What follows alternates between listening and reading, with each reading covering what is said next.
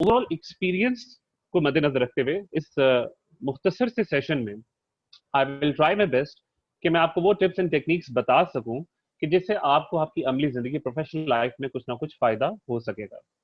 सो सबसे पहले मैं अपने बारे में कुछ आपको फराज भी इंट्रोड्यूस करवा चुके हैं। Little bit about my self is के 13 ईयर्स का एक्सपीरियंस है जी मेरा, more than 13 experience, अब 13 years हो चुके हैं मैं, and I've been delivering trainings all over in Pakistan, including different institutes and organizations.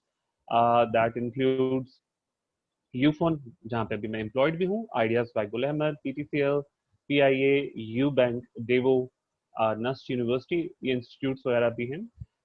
जेबिस्ट है, पाकिस्तान आर्मी, पाकिस्तान नेवी, तो पाक मिशन सोसाइटी। तो this is my small introduction कि यहाँ पे मेरे ज़्यादातर इनके एम्प्लॉयज़ के साथ भी सेशंस रहते थे और स्टूडेंट्स के साथ सेशंस का तो वैसे मुझे ज़्यादा मज़ा इसलिए आता है, although this is not face to face session, क्योंकि क्वेश्चंस बड़े इंटरेस्टिंगली यंग होते हैं और उनकी जो लर्निंग होती है उसमें वो एक जज्बा होता है कि किस तरह आगे बढ़ा जाए। सो आज का जो हमारा लर्निंग आउटकम हम एक्सपेक्ट कर रहे हैं कि वो क्या होगा, दैट इज एक behavior that has been observed while anyone joins that typical organization और प्रोफेशनल फील्ड में आते हैं। सो जब वो चीजें काउंटर इनकाउंटर होती हैं डिफरेंट चीजें, तो वो एक सेल्फ सबटाइजिंग बिहेवियर क्रिएट हो जाता है। उसको कैसे अवॉइड करना और इसके सिम्टम्स आपने कैसे जज करने हैं अपने अंदर। नंबर टू इज कि आपकी प्रोफेशनल लाइफ में लर्निंग की क्या इंपॉर्टेंस है। There is a mind set कि पढ़ाई कर ली, प्रोफेशनल लाइफ में आ गए, नाउ बस अब काम काम काम, there is no more learning in that area. तो वो लर्निंग आपकी कॉन्टिन्यूस साइकिल है, वो खत्म नहीं होती, और वो कैसे आपने कंटिन्यू रखी है उसके ऊपर बात करेंगे। डिजिटल वर्क एथिक्स क्या है, कोविड 19 ने हमारी प्रोफेशनल वर्ल्ड की साइकिल को, सूरत को, हर चीज को चेंज करके रखती है। फॉर एग्जाम्पल मैं ऑनलाइन ट्रेनिंग कोविड से पहले भी करवाता था, बट हमारी जो क्लासरूम ट्रेनिंग्स है उनकी यूं कह लीजिए फ्रिक्वेंसी बहुत हाई थी। अब from so many months 90-10 ratio हो चुका हुआ है कि सब कुछ ऑनलाइन हमारे पास आ चुका है। तो वो डिजिटल वर्क एथिक्स क्या है, उनका क्या नुकसान और फायदा हो सकता है, इसके ऊपर हम थोड़ी सी बात करेंगे प्रोफेशनली। और strong personality development with respect to work ethics क्या है, तो हम मन भर इन चीजों को डिस्कस करेंगे। क्वेश्चंस मेरी तरफ से भी होंगे यकीनन, लेकिन मैं कोशिश करूंगा कि आपकी तरफ से क्लोज एंडेड क्वेश्चंस मैं अपनी तरफ से करूं ताकि आपको रिस्पॉन्सेस देने में आसानी रहे। जो चीजें हमने डिस्कस करनी है उसमें हम अप्रोच को डिस्कस करेंगे कि नेगेटिव और पॉजिटिव अप्रोच को आप कैसे जज करते हैं अपने अंदर, मेनली अपने अंदर। सेल्फ सबटाइजिंग बिहेवियर को कैसे इनकाउंटर करेंगे, एंडलेस लर्निंग कैसे आप हासिल कर सकते हैं, डिजिटल वर्क एथिक्स क्या होंगे, क्रेडिबिलिटी क्यों मैटर करती है और क्रेडिबिलिटी किस तरीके से एक्वायर की जा सकेगी, रिस्पॉन्स और रिएक्शन का डिफरेंस आपको आपकी प्रोफेशनल या पर्सनल लाइफ में कैसे मुतासर करता है, and of course your behaviour in the organisation और in the society. So here comes the first thing, approach. Okay, approach को अंडरस्टैंड कराने के लिए मैं आप के यूनिवर्सिटी की एग्जांपल देता हूँ। आई बिलीव अगर फराज मुझे सिर्फ ये बताएगा कि हमारी जो ऑडियंस है इसमें क्या सारे के सारे स्टूडेंट्स हैं या फैकल्टी मेंबर्स भी हैं? No, sir. Everyone's either a student or a fresh graduate. Oh that's right. So approach की अगर बात करें तो आपकी ही एग्जांपल मैं लेता हूँ। मैं कहता हूँ जी कि आप लोगों के एग्जाम्स हुए, I am your teacher, for example I am your teacher, I am a faculty member, और मैंने आपको पढ़ाया और पूरा साल या पूरे सेमेस्टर मैंने आप पे मेहनत की, और उसके बाद जब आप लोगों का रिजल्ट आया तो वो कोई अच्छा रिजल्ट नहीं था। जब अच्छा रिजल्ट नहीं आता तो हमारे नॉर्मली जो हालात होते हैं, हम किसी को तलाश करने लग पड़ते हैं कि अब हम ब्लेम गेम या बाकी चीजें क्या करें। तो पहला इंटरेक्शन क्या हुआ, सबसे पहले जो काम हुआ अप्रोच में वो ये कि मुझे बुलाया गया और मुझे बुला के कहा गया कि जवाद साहब, ये जो आपने बच्चों को और जो स्टूडेंट्स को आपने पढ़ाया है, ये आप इनका रिजल्ट देख रहे हैं कि इनकी क्या हालात हैं। आप डीन ने बुला लिया, जो भी हमारे सीनियर उन्होंने बुला लिया, और मैंने उनको कहा कि सर आपको मेरा तो पता है कि मेरी करियर हिस्ट्री क्या है, मैं कितना अच्छा पढ़ाता हूँ, I am a very capable teacher. मेरे हवाले की हैं, आपने उनकी हालतें चेक की हैं, आपने उनकी हरकतें चेक की हैं, क्या वो कभी बैठते हैं, वो ये करते हैं। So I started blaming them, for the failure कि सर उनका मसला है, आई एम परफेक्ट, मेरा कोई मसला नहीं है। ओके अब वो जो हमारे डीन है उन्होंने क्या किया, उन्होंने सारे स्टूडेंट्स को बुला लिया, उन्होंने कहा हाँ भाई ये क्या रिजल्ट में आप लोगों ने आज कारनामा दिखाया है। और आप सबने कहा कि सर आपको तो हम कितनी मेहनत से इस लम्स यूनिवर्सिटी में आए थे, नाम है अब, मतलब आपको लगता है कि आप हम वैसे ही यहाँ पे आ गए, तो हम बड़ी मेहनत से आए, आप हमारी पिछली हिस्ट्री उठा के देख लें, हमारे पुराने जो आप नंबर्स हैं वो चेक कर लें। ये जो टीचर है आपने इनको चेक किया, ये भाई फारक किस्म के टीचर हैं, पढ़ाने आता नहीं है, वेलियां मारते रहते हैं, इधर उधर फिरते रहते हैं, ये हमें क्या पढ़ाएंगे। तो that failure is because of him, not because of us. तो मैंने क्या किया, मैंने कर दिया ब्लेम आप लोगों पे, आप लोगों ने क्या किया, ब्लेम कर दिया मेरे पे। क्या हम एक दूसरे को जब ब्लेम्स करते रहेंगे तो हमारा फेलियर अपनी जगह से हटेगा या नहीं? इसका यस या नो में मुझे आंसर दें। क्या ब्लेम गेम करने से मसला हल होगा या नहीं? यस और no? Okay, I received first response and that is no, and now the majority response is coming as no in question and answer section as well as in the chatting section. So again, आप लोगों की तरफ से कुछ questions होंगे तो that should be in the chatting, sorry QAU, और बाकी आप चैटिंग पे मेंशन कर सकते हो। Majority response is no and of course it's no, होना भी नो ही चाहिए। फेलियर तो वही का वही रहेगा, हमने ब्लेम गेम कर दिया, फेलियर को तो हम रिमूव नहीं कर सकते। ओके सो फिर हम क्या करें, हम एक काम करते हैं, हम एक स्टेप आगे चले जाते हैं। मैं माजी को रिपीट करता हूँ, हम दोबारा से सेमेस्टर में गए और हम एक सेमेस्टर और आगे चले जाते हैं। अनफॉर्चुनेटली इस सेमेस्टर में भी हमारे पास रिजल्ट बुरा आया। जब हमारे पास रिजल्ट बुरा आया, अब जरा, हाँ, डीन ने दोबारा से मुझे बुलवा लिया से, जवाब साहब आए ना, जरा कमरे में आए मेरे, आपसे बात करनी है। हाँ जी, ये क्या रिजल्ट है? अब मेरा बिहेवियर थोड़ा सा चेंज था। अब मैंने कहा कि सर जो स्टूडेंट्स आए थे ना, दे आर रिमार्केबली गुड, बहुत अच्छे इंस्टीट्यूट से आए थे, यहाँ पे उन्होंने बड़ी मेहनत की। मैं ही बदनसीब हूँ, मेरी किस्मत खराब है, जिसको पढ़ाता हूँ फेल हो जाता है, मुझे यहाँ होना ही नहीं चाहिए। मैं अपनी निदामत और शर्मिंदगी में जिंदा हूँ कि मैंने कर क्या दिया। सो जब आप लोगों को बुलाया गया तो आप लोगों से कहा गया हाँ जी ये रिजल्ट क्या है। आप लोगों ने कहा लेट्स से सर जवाब, उन्होंने तो बड़ी मेहनत की है, उन्होंने तो हमें एक एक चीज बहुत क्लियरली एक्सप्लेन की थी, हम ही मनहूस हैं, हमें नहीं यहाँ पे होना चाहिए था, हम ये काम नहीं कर सकते। सो अब आप लोग, हम एक दूसरे को ब्लेम नहीं कर रहे, हम ब्लेम कर रहे हैं, लेकिन हम अपने आप को ब्लेम कर रहे हैं। मैंने अपने आप को ब्लेम किया, आपने अपने आप को ब्लेम किया, and this is known as shame. यहाँ पे हम बात कर रहे हैं शेम की। तो जब हम शेम की बात करते हैं, जिसमें हम गिल्ट फील करते हैं और एहसास निदामत होता है हमारे अंदर, जो सबसे बड़ा नुकसान उसका होता है वो ये होता है कि हम अपना कॉन्फिडेंस लूज कर जाते हैं। हमारे अंदर जो एक आगे बढ़ने का कॉन्फिडेंस होता है और अपनी जात भी यकीन होता है, वो खत्म हो जाता है। सो अगर अब इस पे बात की जाए कि शेम के साथ कोई काम चल सकता है या नहीं चल सकता, आई जस्ट नीड येस और no from your side, and that yes you know, I know कि योर आंसर विल बी, जो आपका आंसर होगा expected, but just want to know if you are listening to me or not. Okay, that's great. I've seen a lot of names on the chat forum and responses आ रहे हैं। Okay, this time I have some answer is yes कि एहसास निदामत से काम होगा। ठीक है, agreed, एहसास निदामत से काम होता है, लेकिन कहाँ पे? जब आप religiously, because normally we have Muslim population over in Pakistan, तो हम जब मुसल्ले पे बैठते हैं, जब खुदा के आगे जाते हैं, सो वहां पे ये रिग्रेट या एहसास निदामत काम करते हैं।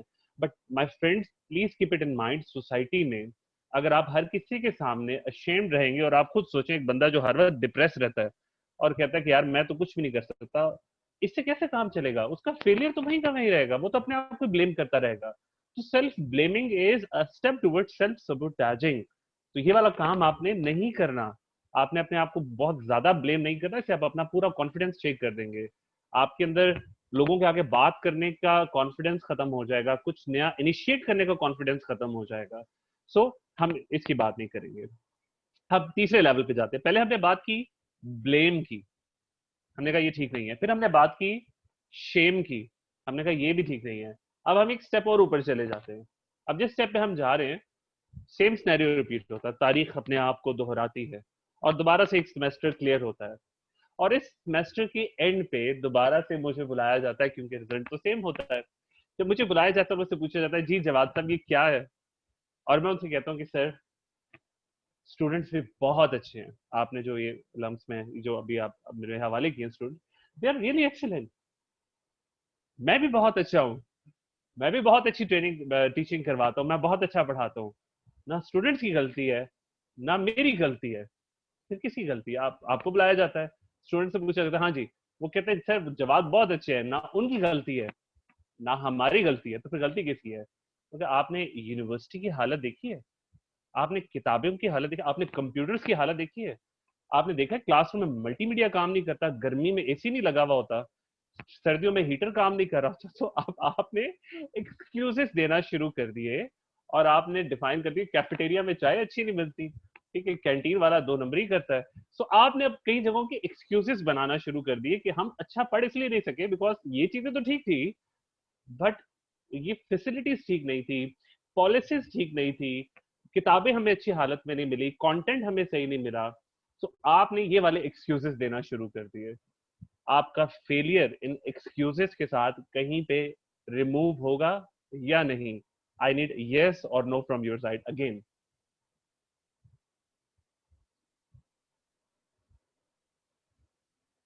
Okay, that's great. I'm again receiving the answers with no. Wonderful. Okay जी, बिल्कुल, you are right. Not at all. अब आप में से अगर किसी ने ये सोचा हुआ है कि वो एक खास जो है प्रोफेशन में जाएगा, आगे एक खास शोबे में जाएगा, उसके लिए ये तीनों मैटर करेंगी टू सम एक्सटेंड। महबूब अली कह रहे हैं, महबूब अगर आपकी आपकी वॉइस होती है, आपको कमेंट में आपसे ले सकता, मैं पूछता कैसे, हाउ कम के एक्सक्यूजेस आपके फेलियर को रिमूव कर सकती हैं? मैं वो कह रहा हूँ ना, एक शोबा है जिसके बारे में मैं भी आपको बताने लगा हूँ, और वो शोबा क्या है कि जहाँ पे ब्लेम, शेम और जस्टिफाई चलता है, एंड दैट इज लॉ। यानी एक वकील, लॉयर, लॉयर जो है उसका काम ही इन तीनों के ऊपर चलता है। जब उसने कोर्ट जाना होता है तो ब्लेम, शेम और जस्टिफाई से वो काम चलाता है। बट अगर आप ऑर्गेनाइजेशन में या कॉर्पोरेट वर्ल्ड की बात करते हैं तो वहां पे ये चीजें नहीं चलती माय फ्रेंड्स। वहां पे सिर्फ एक ही चीज चलती है, वहां पे जो चीज चलती है उसको हम कहते हैं personal responsibility. You have to get some personal responsibility. अगर आपको लग रहा है कोई चीज ठीक नहीं है, you have to own it, because अगर आप फेलियर आ रहा है लाइफ में, no one is getting that responsibility, वो तो आपने खुद ही उसको फेस करना है। अगर खुदा ना खास्ता आप लम्स में जो भी ग्रेजुएट करें जिस भी फील्ड में, आप वो नहीं कर पाते, जो नॉर्मली मैं रीजन सुनता हूँ, मैं आपको अपने पास्ट एक्सपीरियंस से, अपने स्टूडेंट्स के या अपने ट्रेनिंग्स के एक्सपीरियंस से बता रहा हूँ, जो एक्सपीरियंसेस मुझे सुनने में आते हैं। सर मैं अच्छे नंबर्स इसलिए नहीं ले सका बिकॉज मेरे पेरेंट्स ने मेरी मदद नहीं की, बिकॉज मेरे बहन भाई मेरे साथ लॉयल नहीं थे, बिकॉज मेरे रिश्तेदारों के मसाइल थे, बिकॉज फाइनेंशियली हम अच्छे नहीं चल रहे थे, बिकॉज फला रीजन हो गया, बीमारी आ गई। चल बीमारी तो आई डोंट अंडरस्टैंड कि स्वेर की संग भी हो सकती है, बट इमोशनली हम डिस्टर्ब थे, सोशली हमारे साथ चैलेंजेस थे। तो माय फ्रेंड्स, ये मसाइल हर किसी के साथ होते हैं, और इसमें जब आप फेलियर की तरफ चले जाते हैं, उसकी रिस्पॉन्सिबिलिटी सिर्फ और सिर्फ आपकी होती है। सो उसको करेक्ट करने के लिए आप किसी को ब्लेम नहीं कर सकते, और शेम की तरफ भी अगर आप जाते हैं तो उसमें भी आपका नुकसान ही है, क्योंकि आप फर्दर ग्रो नहीं कर सकते। सो आप कोई भी चीज देखते हैं कि इसके साइड इफेक्ट्स ये होंगे, तो you have to own it.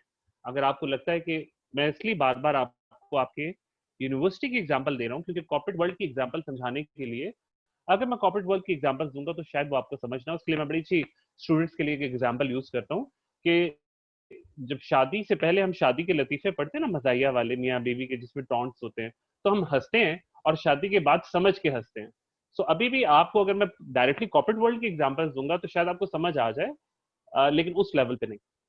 अगर आपने काम किया है प्रोफेशनल वर्ल्ड में तो लेकिन आपको समझ आएगी। So let me ask a question here, आप में से कितने लोग इंटर्नशिप कर चुके हैं जो इस वक्त मुझे सुन रहे हैं? आप चैटिंग पे बता सकते हैं, इंटर्नशिप कहाँ पे कर चुके हैं वो भी बता दें, और कर चुके हैं या नहीं कर चुके ये भी काइंडली चैट फॉरम पे मुझे बता दें अगर आप। ओके ऑनलाइन, यस, नूरुल्लाह ने कहा no not yet, no. Okay, CMH में Punjab revenue, okay, tetra pack में LUMS IST, Digify technology. Okay, so we have a mixed lot. जबरदस्त, I am receiving lot of answers now. आप में mixed lot है, तो आप इसका मतलब अगर इंटर्नशिप कर चुके हैं तो you have tested the corporate world, और अब आप उसका आइडिया ले सकते हैं, जो मैं कुछ एग्जांपल्स आपको दूंगा। फिर भी अगर कोई चीज क्लियर ना हो तो यू कैन आस्क क्वेश्चंस, या कोई ऐसा सिनेरियो आपके सामने आए, आपने फेस किया हो, जो कि आपको लगे कि यहाँ पे मुझे समझ नहीं आ रही थी कि मुझे क्या एक्शन लेना चाहिए था, तो डू लेट मी नो, फिर मैं उसके ऊपर भी कुछ ना कुछ बात कर लूंगा। So you have to take personal responsibility की मैंने बात की। मजीद प्रोसीड करते हैं कि अब इसका साइड इफेक्ट क्या होगा। जब हम पर्सनलाइजेशन की उसको ओन करने की बात करते हैं तो पहली चीज ये आती है शेम वाले फैक्टर की। शेम वाले फैक्टर में सबसे बड़ा मसला ये आ जाता है कि आप अपने आप को ब्लेम करना शुरू करते हैं और कहीं ना कहीं विक्टिमाइजेशन का शिकार हो जाते हैं। देखिए फ्रेंड्स, मसाइल हर किसी के साथ है। कोई फाइनेंशियली बाउंड है, कोई मेंटली बाउंड है, किसी को सोशल एस्पेक्ट से प्रेशर आते हैं, कोई इमोशनली रिलेशंस के थ्रू टॉर्चर में है। तो जिस एज पे अब आप आ चुके हैं तो आप आहिस्ता आहिस्ता कल्चर को, कम्युनिटी को फेस कर रहे हैं, यहाँ पे आपको चैलेंजेस काफी आएंगे। ओके ग्रेट सना, आपका एक आपकी statement, I am considering this as an statement, criticism during first step towards self, yes exactly. तो इस विक्टिमाइजेशन के जो आपको नुकसान हो सकते हैं वो ये होते हैं कि आप में पहली बात तो है कि होप खत्म हो जाती है, यानी आगे बढ़ने की ख्वाहिश नहीं रहती, बिकॉज वो गिल्ट आपको इतना तंग कर रहा होता है कि मैंने ये कैसे कर दिया। तो पहली चीज ये होती है कि आपको अपने आप को माफ करना होता है, दैट्स द फर्स्ट थिंग आगे बढ़ने के लिए।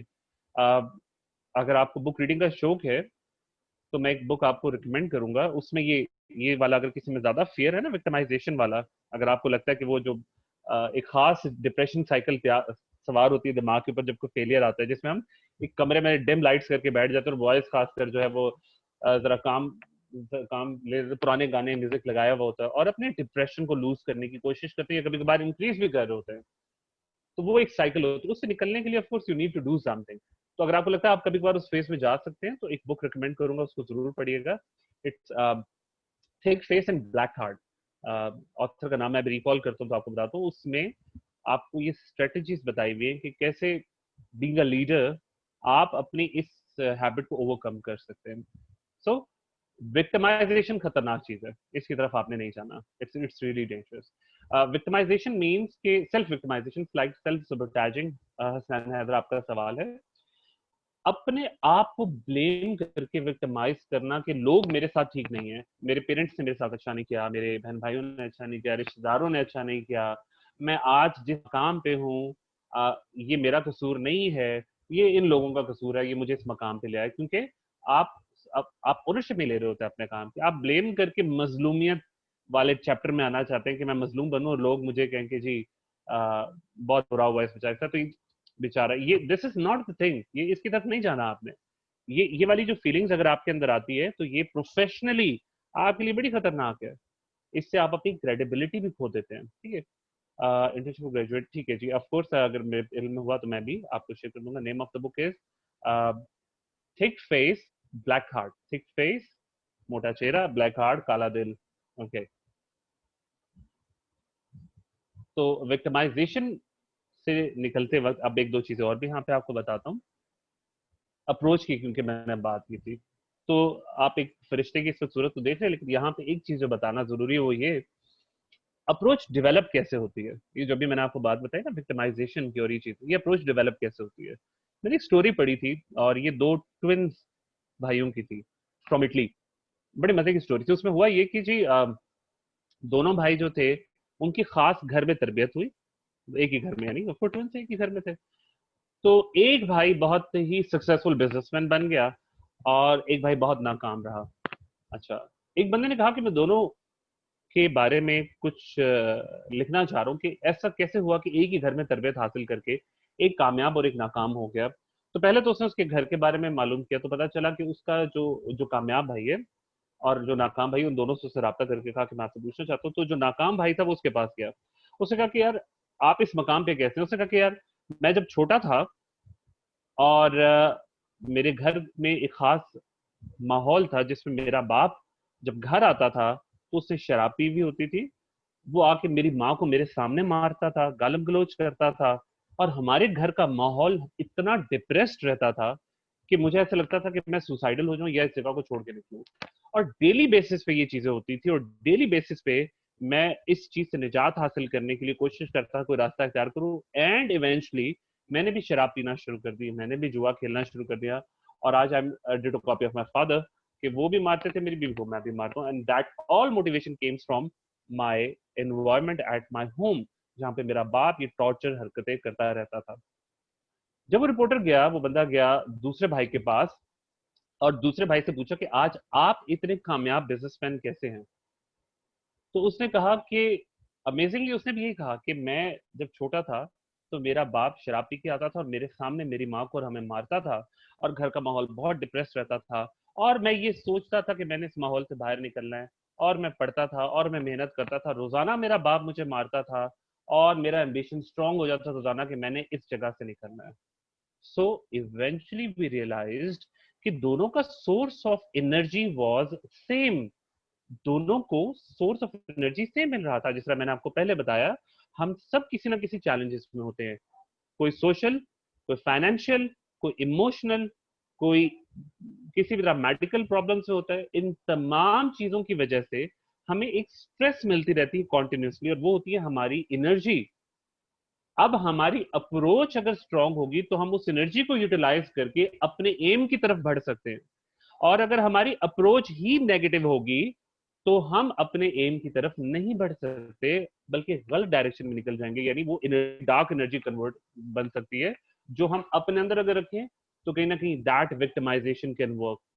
जिस तरह आप कुछ लोगों को देखते हैं ना, वो हर वक्त डिप्रेस रहते हैं, ठीक है, तो ये उनके लिए, क्योंकि वो हर वक्त उस एनर्जी को, स्ट्रेस मिल रही होती है, उसको यूटिलाइज नहीं कर पाते अपने एम को अचीव करने के लिए। अब अगर कभी कभार आपके साथ ऐसा होता है तो आपने करना क्या, एहतियात क्या करनी है। आपको मजे की बात है कि लाइफ में बहुत सारे डिफरेंट किस्म के लोग मिलेंगे। इसमें आपको कुछ एनकरेजिंग पर्सन भी मिलते हैं, कुछ डिस्करेजिंग भी मिलते हैं। अनफॉर्चुनेटली जो डिस्करेज करने वाले होते हैं ना, उनका काउंट हमारी लाइफ में हमेशा थोड़ा ज्यादा होता है। मोटिवेशनल मोटिवेटर्स जो होते हैं ना, वो अक्सर कम लाइफ में मिलते हैं। मिसाल के तौर पर हमारे पास जो कोई चैटिंग में नाम आए थे, आई थिंक मैं आमना का नाम, आई एम सॉरी आमना, आपका नाम मेरे सामने आ रहा है, मैं आपकी एग्जांपल देता हूँ जी। Amna for example she is a student of LUMS, और वो कहती हैं कि जी इंशाल्लाह मैं लम्स से ग्रेजुएट करके तो आई जॉइन समथिंग, कोई इंडस्ट्री ज्वाइन करूंगी, इस पोजीशन पे जाऊंगी। और कुछ रिलेटिव या कोई दोस्त बैठे हुए हैं, और उनका सिर्फ इतना सा रिस्पॉन्स होता है, बस सोच लिया, ओके। या कभी कभार एक छोटा सा टॉन्ट भी इस्तेमाल होता है, और वो क्या होता है, "हम्म, ठीक है, इसके बाद जो भी आप ऐड करना चाहें।" सो दैट मीन्स कि लोग आपको अप्रिशिएट करते हुए भी कंजूसी करते हैं। Sometime these are your friends, sometime these are your family, sometime these are your colleagues. आप उनको कोई नया आइडिया बताते हैं कि यार मैं ये करने जा रहा हूँ, आप कुछ नया इनिशिएटिव लेने जाते हैं। अब मैं एग्जांपल दूंगा कि आई बिलीव कि फराज जो है, अगर मुझे बताएंगे तो, Faraz you took this initiative with you phone. Actually, it was our president. Okay, तो जब उन्होंने ये इनिशिएटिव लिया होगा तो आई एम प्रीटी श्योर कि उसमें पहले 3-4 लोगों ने कहा होगा नहीं ये नहीं हो सकता, इट्स नॉट पॉसिबल। कुछ लोगों ने ऐसा भी कहा होगा, और कुछ लोग मोटिवेटर्स भी होंगे जिन्होंने कहा होगा यस हम तुम्हारे साथ हैं, यू कैन डू इट, बहुत अच्छी आता है, आइडिया इज ग्रेट। सो आपको मिक्स लोग मिलेंगे। So I have another question, what do you do if you are not recognized by your corporate seniors despite of your hard work and exceptional projects? अच्छा, इसको भी मैं यहाँ पे लिंक करता हूँ आपके इस क्वेश्चन को। सो आपने पहली चीज तो ये सोचनी है कि जो चीज आपने सोची है, मशवरा सबसे लें। मशवरा is always a good thing, it's not a bad thing. But ये सोच के लिए मशवरा कि आप किस बंदे से मशवरा ले रहे हैं। फॉर योर फ्रेंड के दरमियान आपने डिफरेंस रखना है, ठीक है, तो एक्सपर्ट ओपिनियन के लिए किसी से बात करते हैं, it's a good thing. But हर किसी से मशवरा लेके अपने डिसीजन को कंफ्यूज करने की जरूरत नहीं होती। और जिस तरह आपको हमेशा एक मोटिवेटर की तलाश होती है जो आपको इनकरेज करे, आपको अप्रिशिएट करे, तो be that motivator for others, जिनको कभी कभार वाकई में अप्रिसिएशन की एक थपकी की जरूरत होती है, 2 लफ्जों की जरूरत होती है, yes you can do it, बहुत अच्छा, ग्रेट जॉब। तो ये वाले काम आपने अपनी लाइफ में करते रहने हैं। अब मैं इसमें आपके जो भी एनॉर्मस अटेंडी हैं उनके सवाल की तरफ आता हूँ। वो कह रहे हैं what to do if you are not recognized by your corporate senior despite of your hard work in exceptional project. तो पहली बात तो ये है कि अगर आपको रिकॉग्नाइज नहीं किया जा रहा तो क्या आप अपने स्टेप्स को सही तरीके से